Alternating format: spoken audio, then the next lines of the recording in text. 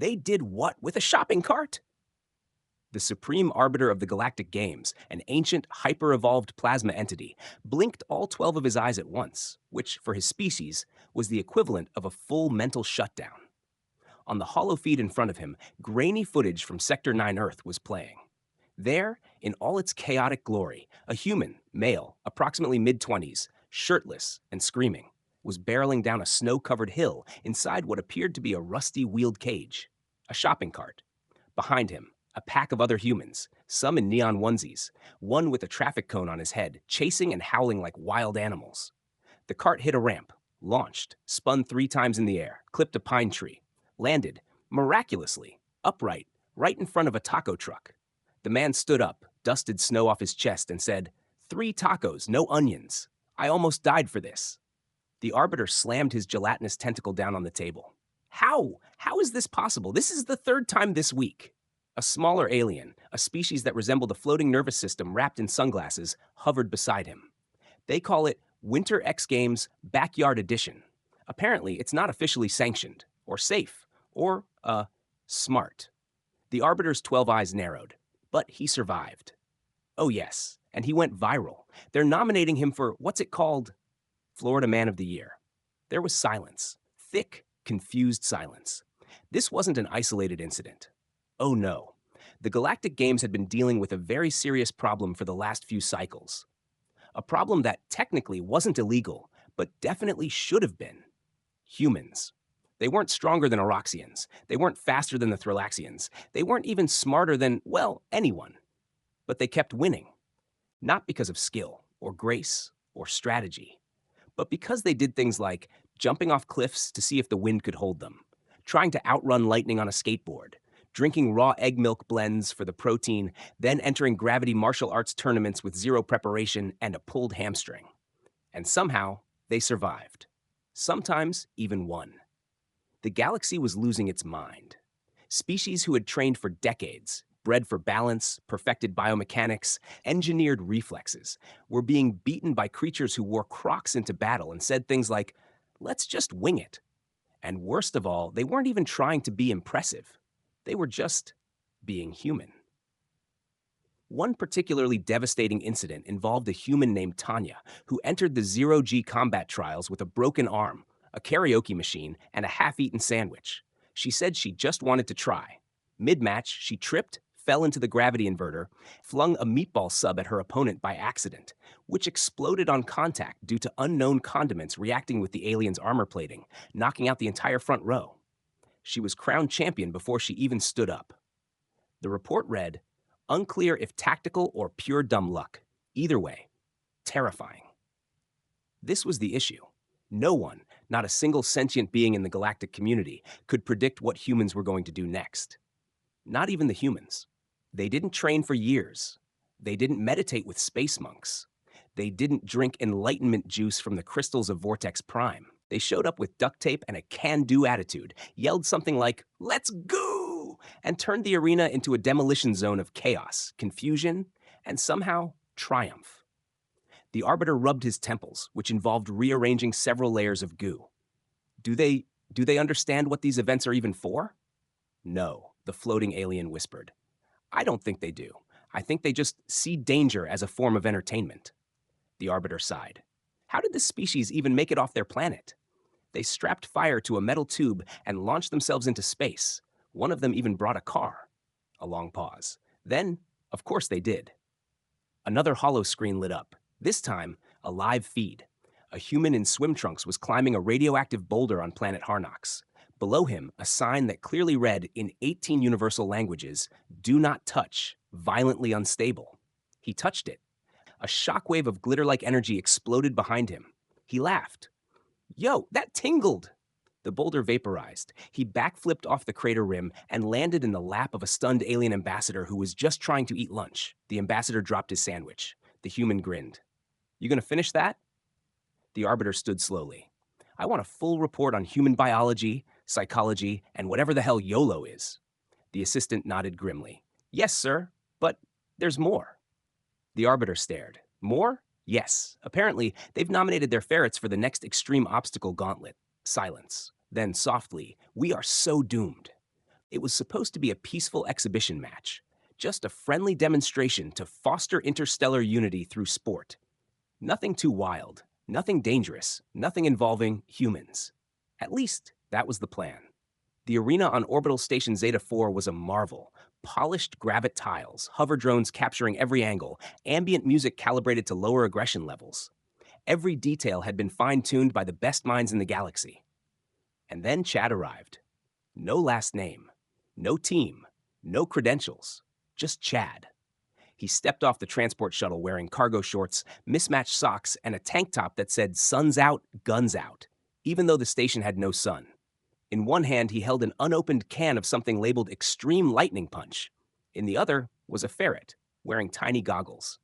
Security didn't know what to do. Chad didn't have any weapons. He didn't even bring gear. Just a gym bag filled with socks, half a sandwich, and a Bluetooth speaker, playing dubstep at full volume. He walked straight into the pre-fight locker room like he belonged there. The other competitors, towering Oroxians in custom battle armor, sleek Vrellan athletes who could dodge plasma bolts midair, even a grumpy old Sklarnian who once punched a meteor in half, all stared as Chad casually fist-bumped a vending machine and asked, "Yo, this place got nachos?" The event organizers panicked. They huddled in the control room, whispering, "Who authorized this?" Nobody. He just walked in. But he passed security? He complimented the guard's antenna, said it was majestic. The guard cried and let him through. They tried to delay the match, but Chad had already wandered into the arena, holding his ferret up like a tiny furry trophy. The crowd went silent. Then the announcer, clearly confused, made the call. Representing Earth, Chad, and a companion? "Commander Squeaks!" Chad yelled. "He's my emotional support general." On the other side of the arena, the Oroxian war squad flexed in unison. They were enormous, 10 feet tall, 4 arms, claws like blades. One of them cracked his neck and sneered. "Is this a joke?" he growled in Galactic Common. Chad squinted at him. "You guys do like wrestling, right? Or is this one of those dancing things?" The buzzer sounded. Match start. The Oroxians surged forward in perfect formation, each movement calculated, deadly. Blades whirled, shields activated. One leapt into the air, aiming to crush Chad in the opening move. Chad wasn't looking. He had dropped his can of Extreme Lightning Punch and was chasing it as it rolled across the arena floor. "No, my electrolytes!" He dove, slid across the tile. The airborne Oroxian missed by a hair and smashed directly into his teammate, sending both tumbling into the energy wall with a ZZT. Chad stood up holding his dented can. "Told you guys. This stuff's slippery." The crowd gasped. He wasn't even fighting. He was just being Chad. One of the remaining Oroxians roared, charged, and launched a stun disc. At that exact moment, Commander Squeaks leapt from Chad's shoulder and latched onto the Oroxian's face like a caffeinated squirrel missile. The disc spun into the air and hit another competitor in the knee, who then screamed, turned wildly, and accidentally triggered his own neural inhibitor belt. He went down, twitching. Chad just stood there, still holding the can, looking around. Is it over? The last standing Oroxian approached slowly, eyes glowing with fury. He raised all 4 fists, preparing to finish this nonsense once and for all. Chad stretched. "Dude, hang on. I haven't even warmed up yet." He tried to crack his neck, over-rotated, lost balance, fell backward into the arena's central command pedestal, which was never supposed to be touched. The entire control grid lit up, emergency protocols engaged, the floor rotated, gravity pulsed, and a full reset sequence triggered mid-match. In the chaos, the pedestal launched a suppression wave that immobilized every competitor except Chad, who had fallen just far enough off-center to avoid the blast radius. Silence, smoke, sparks, and then a voice from the announcer booth, soft and hesitant. "Victory, Earth, Chad." And Commander Squeaks. The crowd didn't cheer. They just stared, confused, awed, slightly terrified. Chad pumped his fist. "Yeah, baby, undefeated." Commander Squeaks squeaked. Back in the control room, the organizers were frozen in horror. He didn't mean to win. He didn't even try to win. He just existed his way to victory. One of them looked pale. I think the ferret might be the smart one. The footage would be analyzed for months. Every federation would re-watch the moment Chad elbowed the console and accidentally rewrote half the arena's operating code. Experts would argue for years whether it was luck, fate, or some kind of primitive Earth magic. But on that day, the truth became painfully clear. The humans weren't just unpredictable, they were cosmic curveballs with no brakes. And Chad was just the beginning. Oroxian High Command was in full crisis mode. Holograms flickered, reports poured in. A dozen generals shouted over one another in varying frequencies, several of which could shatter glass.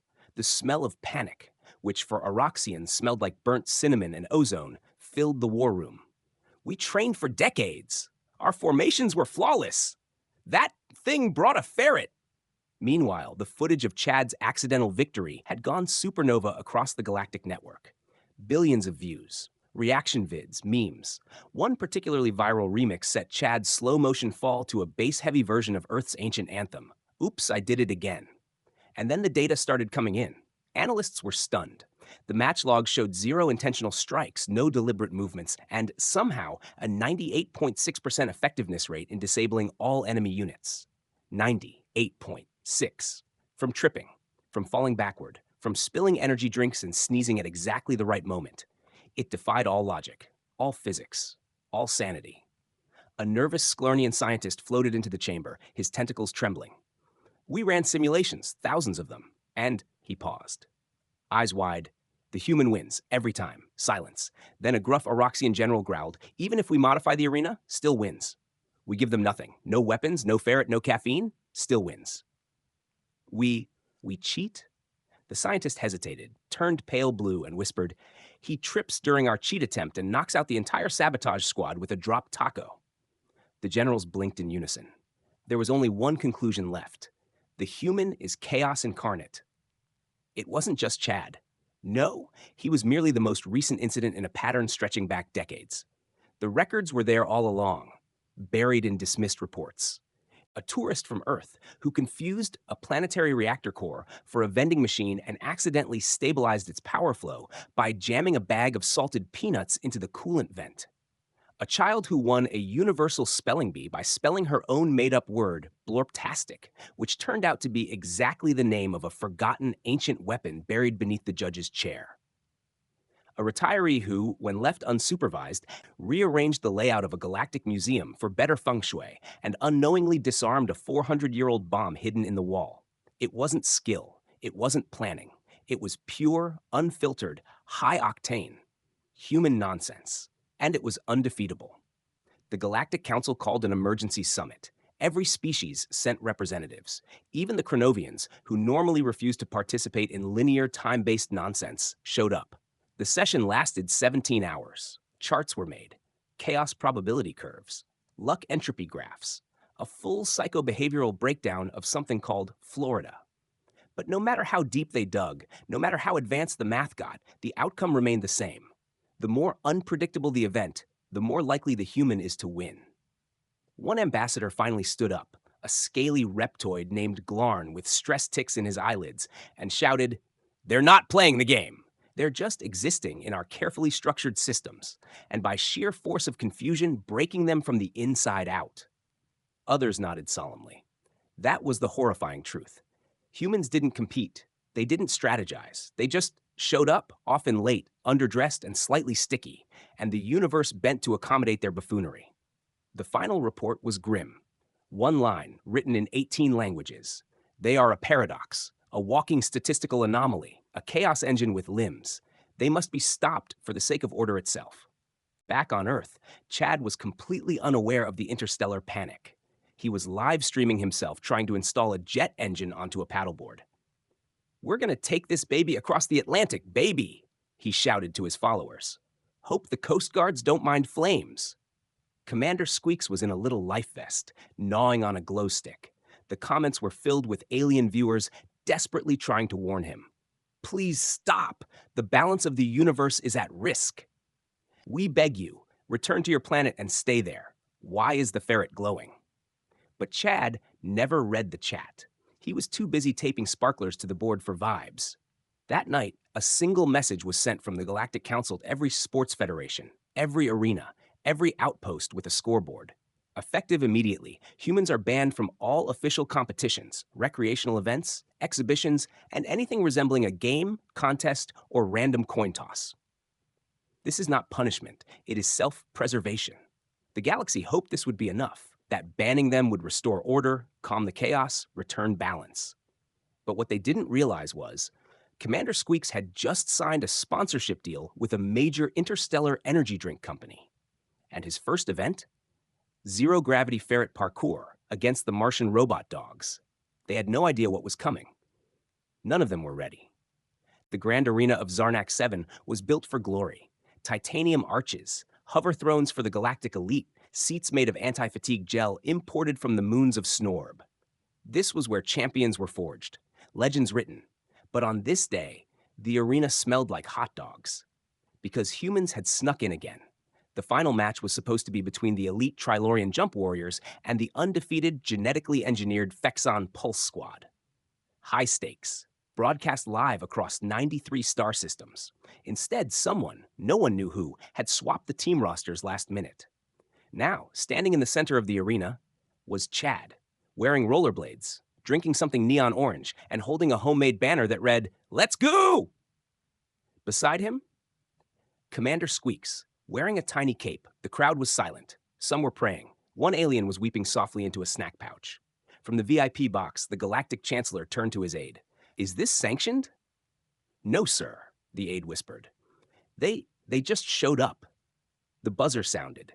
The Fexon Pulse Squad immediately activated their plasma boosts and flew into formation with military precision. Chad dropped his drink, bent down to grab it, slipped on the condensation, and accidentally kicked off one of his rollerblades. It spun through the air, bounced off a drone camera, ricocheted off a support beam, and nailed the Fexon captain square in the eye. He dropped like a sack of alien potatoes. The crowd gasped. Chad stood up, dazed. "Whoa! That was awesome! Did you see that, Squeaks?" Squeaks responded by climbing a light fixture and initiating what would later be described in official records as aerial distraction maneuvers of unthinkable genius. Really, he was just chasing a laser pointer someone forgot to turn off. In the next 60 seconds, the following happened. Chad's other rollerblade detached. He tried to catch it midair. Failed. His fall triggered a motion sensor that released the arena's emergency foam. Said foam blinded 3 members of the Fexon team. One panicked and fired a stun blast, which hit the scoreboard. The scoreboard collapsed onto the Trilorian Jump Warrior substitutes, who were laughing too hard to dodge. Squeaks bit into a live wire, shorted the central control panel, and reversed gravity for 6 full seconds. At the end of it all, only Chad and Squeaks were still upright. Chad raised both arms. "Undefeated, baby!" The arena erupted, not in applause, not in anger, in raw, primal confusion. Some tried to leave, some just sat down and gave up. One alien curled into a ball and began softly humming their birth chant, like that would undo what they just witnessed. Up in the council box, the Chancellor was shaking. "We have to do something. Anything." The aide was already sending the command, deploying Article 9, Cosmic Disqualification Protocol. Across the galaxy, automated systems activated. All human applications to events were erased. Earth's sports satellite was accidentally deorbited. Space Google began autocorrecting human athlete to highly unadvised. It was official. Humans were banned, permanently, from every game, every competition, every intergalactic league. Not because they cheated, not because they were dangerous, but because they broke everything, including the concept of winning. Chad was informed mid-celebration. He was holding a confetti cannon. Where did he even get that? Standing on top of a flipped hover bike. A floating orb approached and calmly spoke, "You are hereby disqualified from all organized sport in this galaxy." Chad blinked. "Oh, dang," he shrugged. "Guess I'll try something else." And just like that, he hopped on a unicycle and disappeared into a maintenance tunnel. Commander Squeaks saluted the crowd and dove after him. They were gone. For a long moment, no one moved. Then, slowly, the Chancellor whispered, "We didn't defeat them, did we?" The aide shook his head. "No, sir. I think they just got bored." But the story didn't end there. Weeks later, strange signals began flooding the galactic net. Footage of Chad parasailing through asteroid belts. Commander Squeaks tight-roping between satellites. A rumor that they were starting their own league. The Intergalactic Dumb Luck Olympics. No rules, no logic, no survivors, emotionally, at least. And the most terrifying part?